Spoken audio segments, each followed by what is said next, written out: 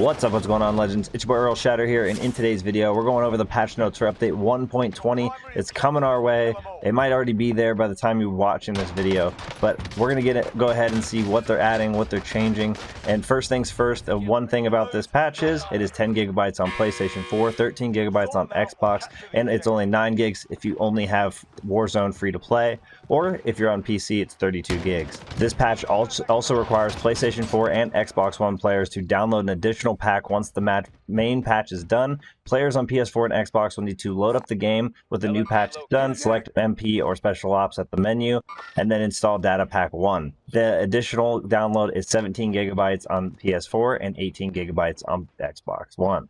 The additional download is only for people who actually own Modern Warfare. Warzone does not need this, so the free-to-play players do not require this to be downloaded. So let's go ahead and jump right into the patch notes. A playlist update for Modern Warfare: we have the Blueprint gunfight, we have Reinfected Ground War, we have the 3v3 Cranked gunfight, we have Shoot the Ship 24/7, which includes Crank and Grind. And then for Warzone, we're looking at solos, trios, and quads. We have Plunder trios, and then they added Most Wanted contract, which instead of a random operator being marked on your tac map, you are voluntarily putting a bounty on yourself or for any squad to see in Verdansk. And of course, this great risk does have some great rewards. And for general fixes, they added a challenges tab to the main multiplayer screen for easier access. They did adjusting to how the audio is played for the precision airstrike, so it follows the plane more precisely. They fixed a bug where players using keyboard and mouse in game battles could make custom weapon blueprints that could also be used in multiplayer or Warzone. Currently, white text will appear when someone is speaking regardless of the team. Now when someone is on the enemy team, their text will appear in red. It's kind of a good change, so you're going to at least know who's speaking, obviously.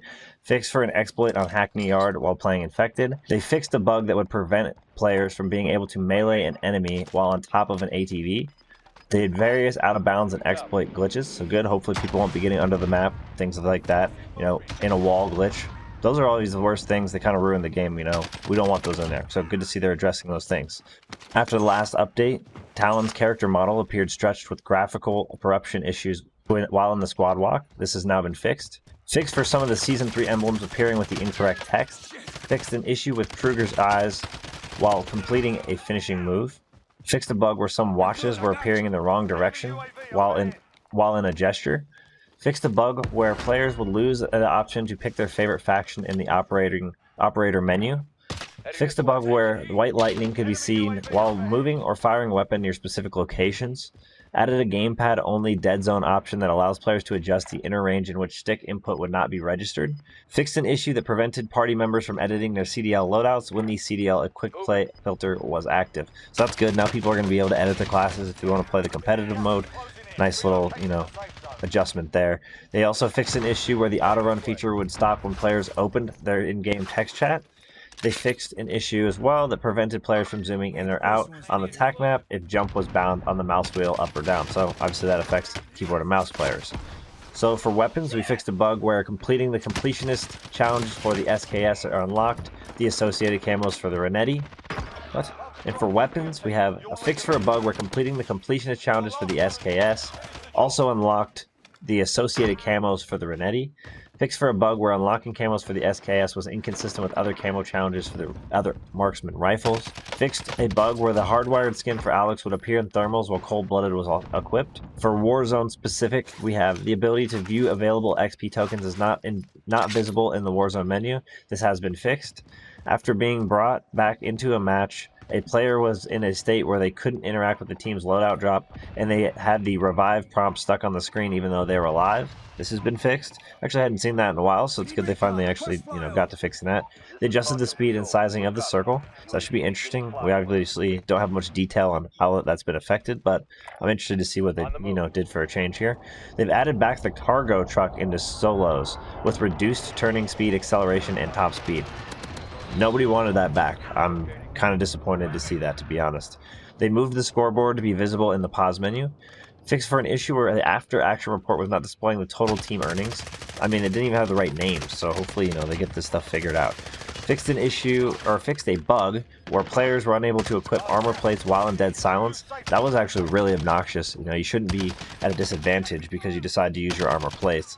So Obviously, we're back to normal here. We can actually continue using Dead Silence without fear. There's a new item, the Armor Satchel. Finding one of these allows you to carry up to 8 armor plates instead of 5. These drop on death and can be looted by other players. They do not contain any armor plates by default, only increase the player's carrying amount. Guaranteed reward upon completing scavenger contracts. Replaces the gas mask as a guaranteed item. So you're going to see a lot more people doing those scavenger contracts. I'm going to be doing some more of those. I want to get this. That's awesome to be able to hold even more plates than 5. That's going to come in clutch in certain situations. And it could even mean getting the actual W. So for the gas mask, it will remain rare in loot and purchasable at the buy station. Plunder rating. When you finish a match of plunder, you are now given a rating in form of a coin. Bronze, silver, gold, platinum, and more. The more cash your team collected, the cooler the coin. Get above 3.5 million to find out the highest rating. So they added, a new little tier system for the plunder mode. Probably makes it a little bit more enjoyable to get, go for the money, try to get more, get the better placements, see what you can get, right? For PC, there was a fix for a bug where players using a Vega 64 GPU could see corrupted outlines around their character models and weapons. Fixed a crash that occurred to players using a GeForce 900 series graphics card when they loaded the Crosswind Special Operations mission. Now that's going to wrap things up for update 1.20. Thank you guys for staying tuned for the patch notes, going through them with me. Appreciate you guys for all the support in today's video, and if you guys enjoy yourself, make sure you guys smash a like. Let's go ahead and throw a goal of 10 likes on today's video. Also, if you guys are interested in finding your way back to the channel for more Modern Warfare and Warzone content, make sure you guys do hit that subscribe button alongside that notification bell so you don't miss out on any future videos. Appreciate you guys for all the support in today's video, all the support on the channel, and I hope y'all enjoyed. Thank you. Peace!